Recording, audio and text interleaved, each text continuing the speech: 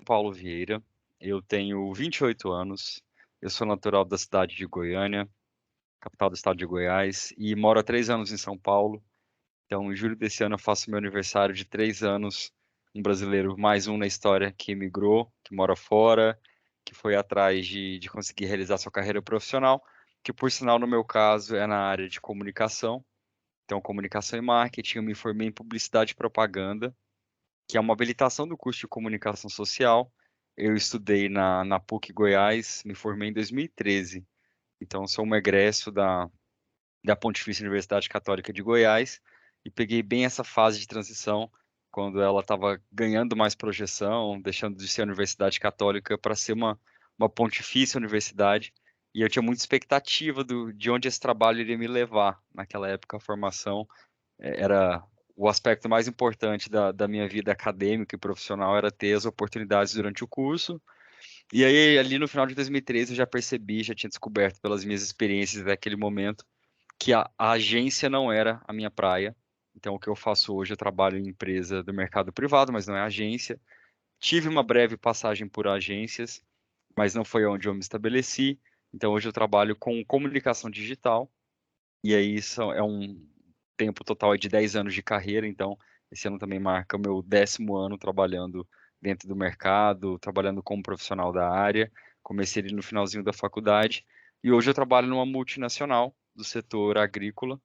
É a primeira multinacional 100% de agricultura, voltada para a área agrícola, que não é brasileira, é uma empresa americana, mas se estabeleceu muito bem aqui no Brasil. É uma das grandes do setor, se chama Corteva AgriScience. Então, é uma das que está ali na posição de liderança para itens de sementes, proteção de cultivos e agricultura digital, e é onde eu estou aqui há quase 3 anos.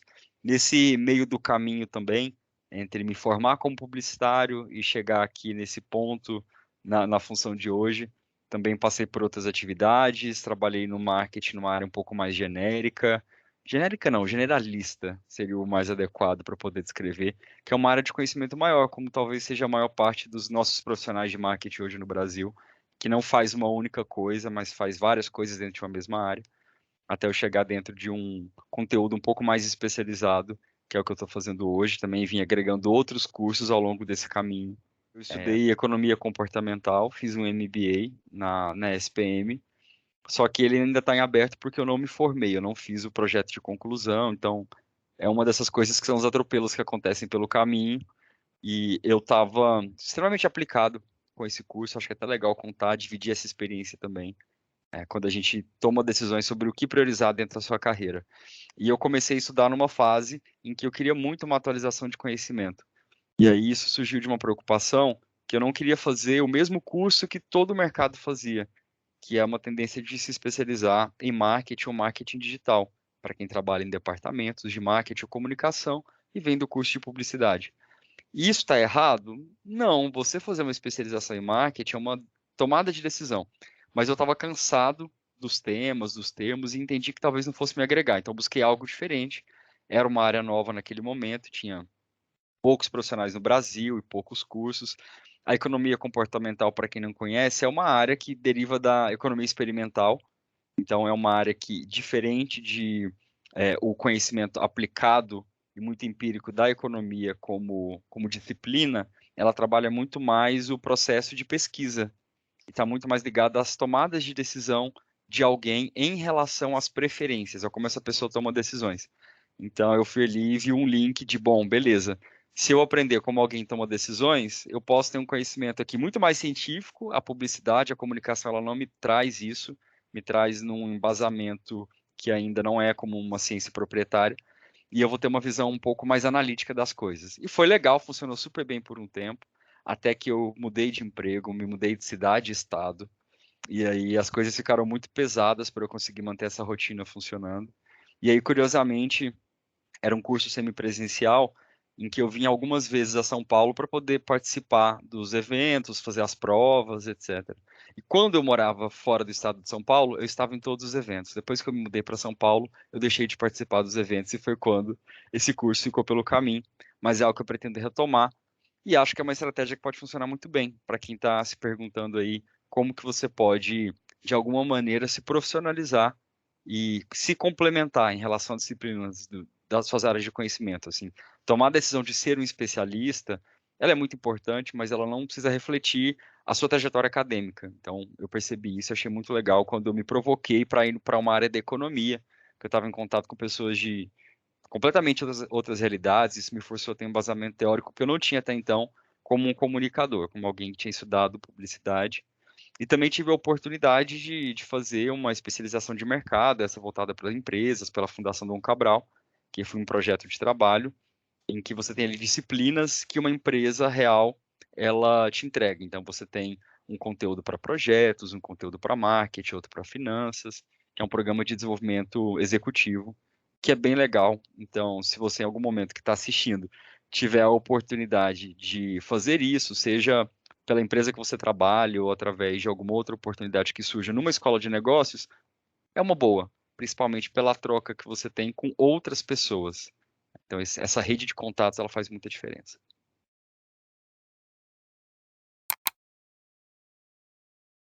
É bem interessante pensar como o mercado ele transformou. Então, nesses 10 anos de experiência, eu vi a forma como as pessoas mudaram a maneira de se colocar em relação à diversidade, inclusão e equidade. E também o quanto esse tema ele ganhou uma projeção muito grande. Então, hoje eu sou muito feliz por poder trabalhar, além da minha função principal, que é voltada à comunicação e marketing, com uma segunda função, a qual eu me dedico no meu trabalho. Então, eu sou líder de diversidade, sou líder de um grupo de afinidade LGBTQIAP+, na empresa que eu trabalho, e dentro da nossa unidade comercial que abrange Brasil e Paraguai. Bom, o que que é, né, ser um líder de diversidade, o líder de um grupo de afinidade?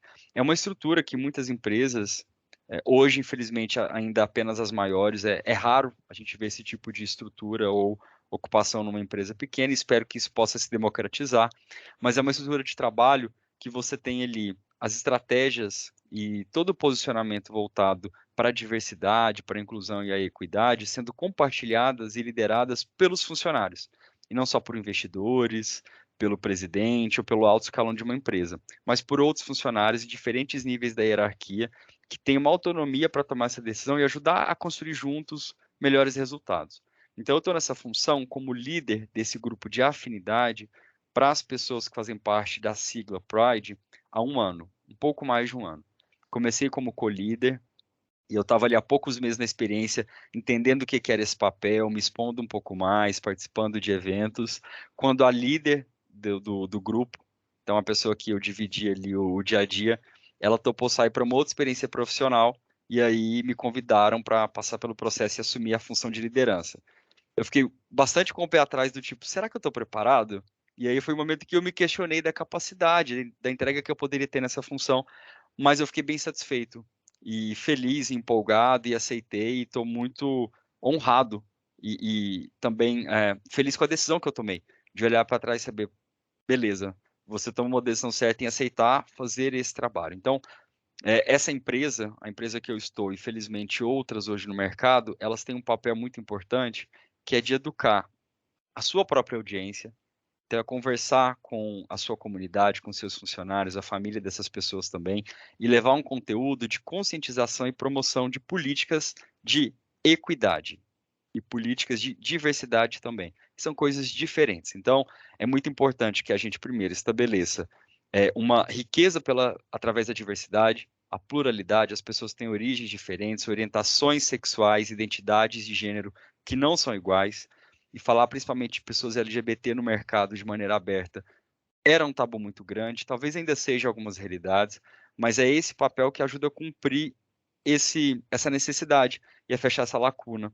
Porque quando eu me coloco, João Paulo, um cara de menos de 30 anos, um homem gay, e falo isso numa boa, sem um problema, sem um tabu, de alguma maneira eu estou encorajando aquelas pessoas que também querem expor as suas identidades no ambiente de trabalho, para que elas entendam que esse trabalho, se ele de fato é um trabalho que vai enriquecer as carreiras, se é uma empresa que se preocupa em se posicionar de maneira igualitária, as suas particularidades, o que inclui a sua identidade em relação a quem você as suas preferências sexuais, a sua orientação de gênero, elas não têm que falar mais alto do que as suas competências. E muito pelo contrário, tem que ser valorizado. Isso enriquece quem você é. A pluralidade ele é um ponto importante. Esse mundo ele não é perfeito quando a gente fala da diversidade, tá? Eu quero deixar isso muito claro, que não estou aqui para vender para ninguém uma fantasia de que a gente tem 100% de adesão e as pessoas o tempo todo acreditam nesse propósito. Mas é muito importante que a empresa para a qual você trabalha, onde você está, ela tenha essa crença. Porque é quando alguém acredita e patrocina essa iniciativa que você que está lá do outro lado, ou você que está fazendo esse papel, como eu faço hoje, vai sentir muita coragem, vai sentir que você está ali empossado e que você é patrocinado por alguém que vai dizer, ok, o que o João Paulo está falando, ou o que outra pessoa está dizendo, tem muito sentido.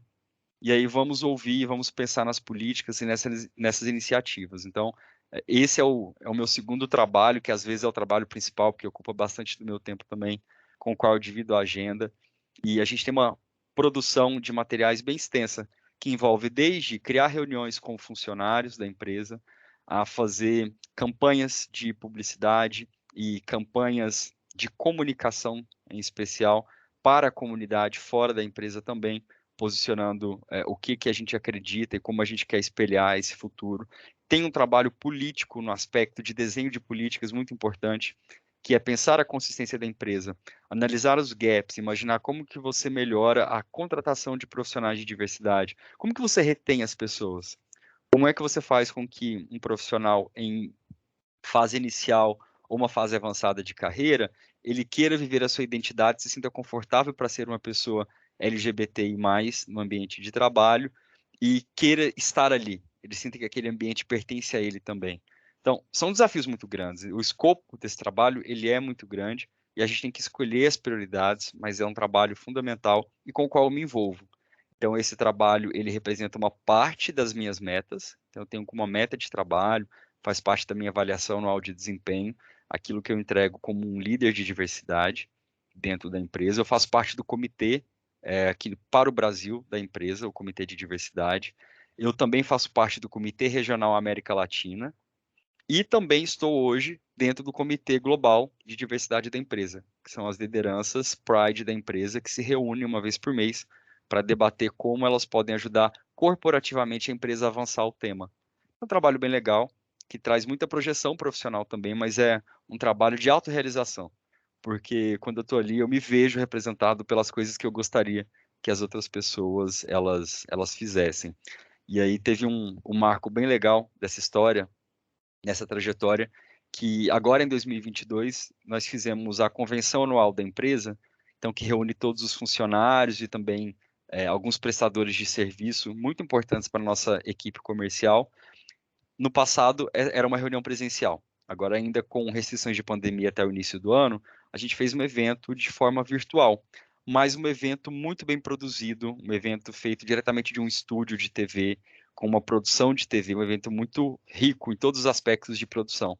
E aí, uma das programações, um dos itens desse evento era um palco para debater diversidade com pessoas de fora também. Então, tinha ali a presença de gente que fala muito bem e que coloca a diversidade de uma maneira muito importante. Temos 4 grupos de diversidade na empresa que eu trabalho, que são os grupos que nós chamamos aqui internamente de BRG. A sigla BRG é para falar de Business Resource Group. Então, são grupos de recursos de trabalho endereçados à diversidade. No Brasil, são 4 os temas que esses grupos eles lideram. Um deles é um grupo chamado Pride, no qual eu ocupo a liderança. A gente tem um grupo chamado WIN, que é um acrônimo que fala sobre networking entre mulheres. É um grupo que trabalha as questões de gênero para reforço de equidade e igualdade no ambiente da empresa. Temos outro grupo chamado Garra, que também é um acrônimo para falar de herança africana. Então, para pessoas dedicado à inclusão e à abertura de espaço e discussões de pessoas pretas e pardas.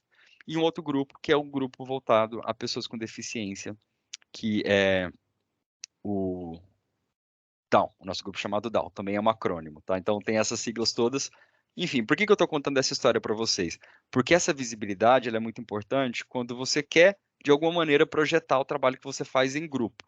E aí, o que a empresa fez? Ela tomou a decisão de vamos chamar pessoas de fora para ouvir as experiências que elas têm e falar do que elas vivenciam como parte dessas diversidades.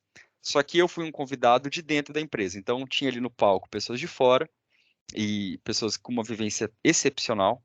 A Alexandra Lohar era uma dessas pessoas, uma mulher incrível que eu adorei conhecer, que estava ali do meu lado, mostrando o que que é esse papel forte de uma mulher que se coloca e que não tem medo de exercer as suas falas, apontando o dedo para quando há uma questão em que o gênero ele é colocado como pauta, e que também é uma mulher preta. Então ali você tem uma vivência que é muito importante, que é um dos pontos fundamentais hoje quando a gente fala de debater diversidade e inclusão, que é você olhar para um olhar de intersecção. Você não reduzir o que você faz apenas àquilo que você é. Porque quando eu me coloco como um homem gay, eu automaticamente estou colocando também, de alguma forma, uma outra fala, que no meu caso é de uma pessoa parda. Não sou um homem branco, eu me identifico com uma pessoa parda, que, como vários outros brasileiros, tem uma origem miscigenada, e que não é uma pessoa de origem branca. E isso é importante. Esse nível de consciência eu julgo importante e acho que é legal cada um poder fazer o seu exercício. Voltando para essa história, a gente estava ali dividindo o palco e foi muito legal perceber a oportunidade de estar ao lado de alguém que tem uma vivência tão grande e que estava falando de coisas tão fundamentais, e aí a minha escuta ela ser valorizada para mais de 3.000 pessoas no país inteiro. Então aquele foi um dos meus ápices de carreira, foi quando eu pude falar de diversidade, ser ouvido por todos os funcionários e prestadores de serviço da empresa, em que eu fui convidado para poder me colocar dessa forma. E aí vem uma coincidência muito feliz, que foi na semana em que eu estava completando os meus 10 anos de trabalho. Então, para quem estava ali assistindo, poderia ser uma fala corriqueira, mas para mim foi algo que me emocionou muito, porque quando eu olhei, eu falei, bom, do que eu mais me orgulho nesses 10 anos? Eu me orgulho de hoje poder ser um profissional que eu me coloco falando de algo que é tão caro para mim, de um tema que é tão importante na minha vida, e que mesmo que está ali do outro lado não enxerga, mas que talvez há 10 anos atrás não fosse possível. Então, esse João Paulo de hoje, né, se pudesse passar a mensagem para aquele que está lá atrás, é dizer, ó, não desiste de quem você é e tenha coragem de se colocar, porque as coisas vão ser melhores. Abrindo de uma maneira muito pessoal, mas que eu me orgulho e não tenho vergonha de falar. Acho que nós, pessoas LGBT, a gente se condiciona ao longo da vida, a depender da sua experiência, mas acho que é uma questão cultural, muito mais do que pessoal, a suprimir quem você é e a criar uma personalidade, a moldar uma personalidade para ser aceito socialmente. Às vezes isso significa você mudar a forma como você ri, como você caminha, como você se expressa. Ou às vezes significa você não se expor totalmente e falar das suas preferências, dos seus gostos, dos artistas que você curte, porque você não quer ser julgado, você quer ser bem aceito. A gente já tem muita coisa para carregar nas costas. E aí, com o tempo, você se esquece um pouco, se desconecta dessa realidade, quem você é. Então, quando você chega num espaço e aí você percebe que você pode resgatar essa identidade, acho que isso causa uma comoção muito grande, sabe? E aí, olhando para trás, eu não acho que eu tenha sido diretamente tolhido. Eu nunca vivi uma situação em que alguém se posicionou frontalmente contra mim e ali o discurso ele acontecia em função de, de algo relacionado a ser uma pessoa LGBT. Mas por muito tempo também, essa nem era uma questão, porque eu não falava isso no trabalho, era subentendido. Eu tinha receio do que poderia causar eu falar abertamente. Então levou um tempo para eu tomar coragem, foi de uma maneira muito sutil. Eu apenas apareci com o meu namorado num evento da empresa, com todos os meus amigos de trabalho, com chefia. Não falei nada, apenas apareci para que as pessoas entendessem. Então eu passei um recado e esse recado ele foi assimilado de uma maneira muito positiva e muito tranquila. Mas só você aceitar alguém não é suficiente. Aí vem o papel dos grupos de afinidade e do que nós podemos fazer pelas outras pessoas que estão vindo aí para o mercado de trabalho. Então você sempre pode fazer algo a mais por alguém que esteja atrás de você. E foi muito o que eu pensei depois de alguns anos. Isso que eu estou contando aconteceu alguns anos atrás, já tem um tempo. E foi quando eu me envolvi mais com o papel político dos grupos de afinidade na empresa. Porque eu queria que quem entrasse no mercado apenas não fosse aceito, mas tivesse a oportunidade de sentir que era valorizado e não tenha que suprimir a sua identidade para poder viver uma experiência completa de trabalho. Bom, as pessoas são muito mais felizes se elas estão à vontade, se elas são o que elas são, não tem que esconder a sua própria identidade para poder ter sucesso. E esse é um papel muito importante, de quando você tem esse espaço de se colocar. E aí hoje eu vejo que a minha grande colaboração não é nem tanto para mim. Eu atuo em causa própria porque eu me vejo reconhecido nas demandas que eu levanto, em algum momento no passado, às vezes hoje, mas é principalmente pensando o seguinte: as pessoas que vão entrar no mercado, qual ambiente que eu gostaria que elas pudessem encontrar? E aí, um dia desses, contando essa história de uma maneira mais simples, mas participando de uma sessão de escuta, que é um espaço em que a alta liderança da empresa se coloca para ouvir de maneira não gravada, de maneira até anônima, se você quiser, depoimentos, sejam positivos ou não, a respeito da vivência de diversidade. Eu entrei na sessão muito ali naquele momento com uma ideia de ser o líder do grupo de afinidade e acolher, ouvir o que as pessoas teriam a dizer se alguém se colocasse sobre uma questão de diversidade LGBT. Aí, em determinado momento, eu resolvi falar. Então, assim, mudei ali o papel de apenas ouvinte para quem também iria falar na sessão de escuta. E aí foi quando tudo isso que eu estou contando aqui, assim, desmanchou em questão de 1 minuto, sabe? Eu comecei a falar e aí eu não aguentei e eu chorei enquanto eu falava, porque eu estava falando de pavimentar caminho para as pessoas que iriam vir. E aí eu não tinha me tocado o quanto isso é importante. E aí eu chorei porque eu chorei emocionado, pensando que eu não tinha tido aquela oportunidade, porque eu não conhecia profissionais LGBT no mercado que atuassem na minha área, né? Então, quando eu comecei a carreira, hoje tem, e é muito legal que tenha, mas eu não tinha espelhos, eu não tinha produção de conhecimento, eu não tinha gente no LinkedIn falando, sou LGBT e sou LGBTQIAP+, sou gay, né, sou viado, ou qualquer outra coisa, qualquer outro termo que a pessoa se colocasse com liberdade para dizer, estou aqui no mercado e isso não é um problema, estou aqui acolhendo. Então, essa é uma onda nova. E aí eu chorei por perceber que quanta coisa será que a gente perde e não percebe? Porque a gente não tem as referências e a gente vai se escondendo atrás de outras coisas para ficar à vontade, sabe? Eu nunca vivi um conflito em que alguém tenha colocado explicitamente ou subentendido ali que eu tenha deixado de ter uma oportunidade ou sofrido um ataque por ser um homem gay.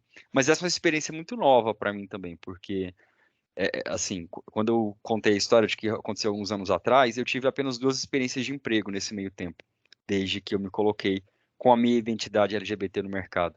Nessa primeira experiência, ela aconteceu. Então, eu já estava empregado, eu já trabalhava, eu já tinha uma reputação, uma credibilidade, que até quando eu me coloquei, mesmo que de maneira sutil, eu fiz isso porque eu entendi que eu não estava num ambiente ameaçado. Então, eu me senti seguro para poder me expor dessa maneira. E nunca foi pauta. Então, ali naquele momento, aí é importante a gente olhar e pensar o que que é diversidade, inclusão e equidade, né? Porque quando eu me coloco e eu sou bem aceito, e a empresa sabe disso e não é um problema, a empresa reconhece o papel da diversidade. De maneira passiva, de maneira reativa, não de uma forma proativa, mas ela reconhece. Porque ela entende que é bom ter uma pessoa ali daquela forma, com a sua integridade, e ok. Talvez até no futuro ela passe a recrutar mais diversidade. Mas o que que eu não senti naquele momento? O que que eu não vi? E aí é uma lacuna do nosso mercado, não é exclusivo dessa empresa que eu trabalhei, que é uma excelente empresa. Mas é o fato de que não basta você dizer, olha, tudo bem você ser uma pessoa LGBT. É você criar um espaço que outras pessoas LGBT queiram falar que elas são LGBT. Você não precisa levantar bandeiras, mas quem está lá tem que saber que tudo bem se ele quiser, porque ninguém me disse que estava tudo bem. Eu nunca recebi uma mensagem de apoio. Talvez as pessoas nem soubessem como tratar o tema dentro do ambiente de trabalho. Então, essa ausência, que é uma apatia, ela não é legal.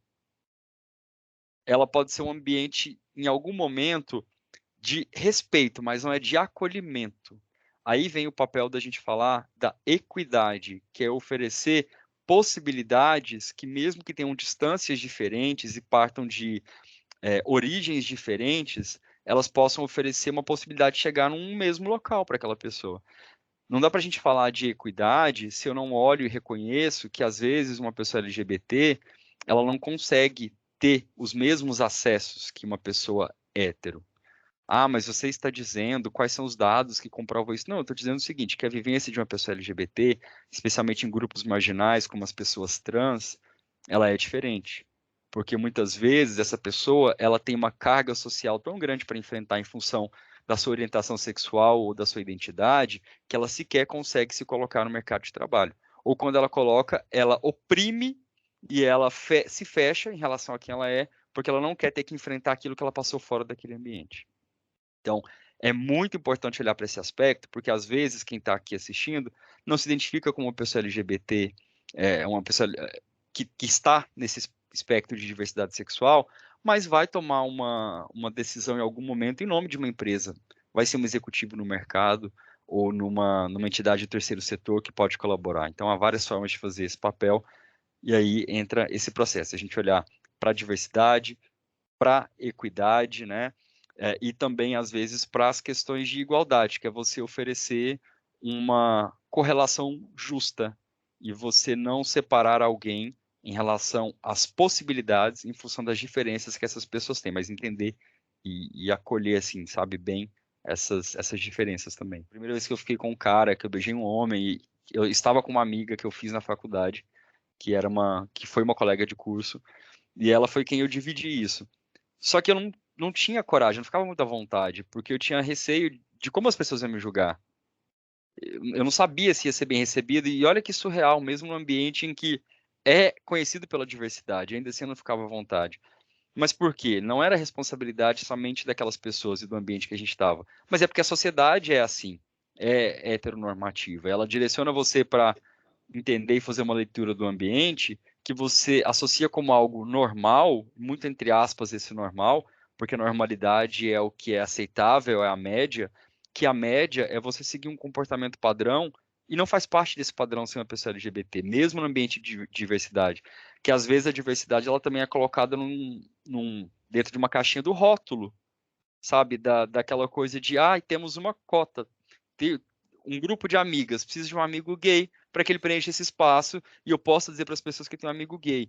Então, ser rotulado também às vezes não é legal, porque você quer ter possibilidade de ser uma pessoa gay que curte música pop, que é um estereótipo, e ok se você curte, mas se você for um gay que curte rock e tá no meio da galera do metal, beleza. Se você gosta de hip hop, a sua galera é a galera mais urbana, ok também, não tem problema, sabe? Ou como agora eu venho presenciando e acho isso muito massa, porque estou no agronegócio, vendo pessoas gays, homens gays se colocando no agronegócio, né? O gay sertanejo. Também é uma possibilidade, porque você precisa ter essas possibilidades. E é ruim quando te vestem uma roupa que não é sua, porque ela fica apertada, ela fica desconfortável, o tecido não é bom, você não escolheu essa roupa. Você tem que ter a possibilidade de colocar aquela que te cabe melhor. E acho muito legal que a gente pense nesse aspecto também, de olhar e falar, ai, beleza, estou construindo aqui no ambiente acadêmico, mas também no ambiente de trabalho, não preciso estar com 10 anos de experiência para poder fazer a diferença por um grupo de diversidade, né? Então, quando qualquer pessoa diz, beleza, eu assumo aqui um compromisso de ajudar no meu ambiente acadêmico, de fazer um trabalho pela diversidade, tenha certeza, isso vai fazer muita diferença. Eu gostaria de talvez ter vivido isso dentro do meu ambiente acadêmico, que eu não tive essa oportunidade. Talvez as coisas hoje sejam diferentes, porque esse é um tema de roda de conversa, que acho que não era há 10 anos atrás, a gente não falava tanto de diversidade quanto se fala hoje. Acho super importante para as pessoas que têm a oportunidade, para quem consegue, seja através de uma bolsa, através de uma condição financeira que vai estabelecer essa possibilidade, ou principalmente, espero, através das nossas instituições públicas, você ter uma experiência acadêmica, uma experiência de produção de conhecimento acadêmico. Você vai usar isso na sua vida toda, em todos os ambientes? Certamente não. Mas é esse processo que vai te diferenciar em relação ao mercado, porque você vai ter muito mais embasamento crítico para poder ter uma compreensão daquilo que você faz. Então, uma coisa não existe sem a outra, sabe? Eu diria que é muito difícil você conseguir se posicionar num patamar elevado sem você ter uma educação formal que te ajude. Não, isso não é impossível, mas é muito importante. Eu acho que a gente vive um momento em que há uma desvalorização muito grande do conhecimento acadêmico, do conhecimento de pesquisa, da produção de conhecimento por quem está na academia, por quem está dentro da universidade. E a gente tem que resgatar o valor dessa educação. Ela tem que ser acessível, ela tem que ser universal, mas ela não tem que deixar de existir. Ser acessível e universal não é matar o nosso conhecimento acadêmico. Com certeza diria para o meu eu do passado que vai doer, vai ser difícil quando você tiver que enfrentar e olhar para dentro de si, mas, porra, não tenha medo. As coisas vão dar certo, elas vão se encaixar. Você vai sentir medo, então em muitos momentos você vai ficar inseguro, E às vezes você não sabe o que esperar das pessoas, mas você tem que ter coragem para construir uma casca que consiga passar por isso. E curtir os momentos ao lado das pessoas que você gosta, dos amigos, da família, que mesmo que leve um tempo, as coisas elas vão se acomodando, cada um numa realidade. Umas pessoas com mais sorte do que as outras. Quando eu digo sorte é porque às vezes você não escolhe, né, o espaço em que você nasce, mas você escolhe as pessoas com quem você convive. Então, se você não tem amigos ou família que te apoie, busque aquelas pessoas que serão os seus amigos ou sua nova família. As pessoas que vão respeitar quem você é. Você não tem a obrigação de ter que viver com as mesmas pessoas para sempre. Tem que viver ao lado de quem te respeita.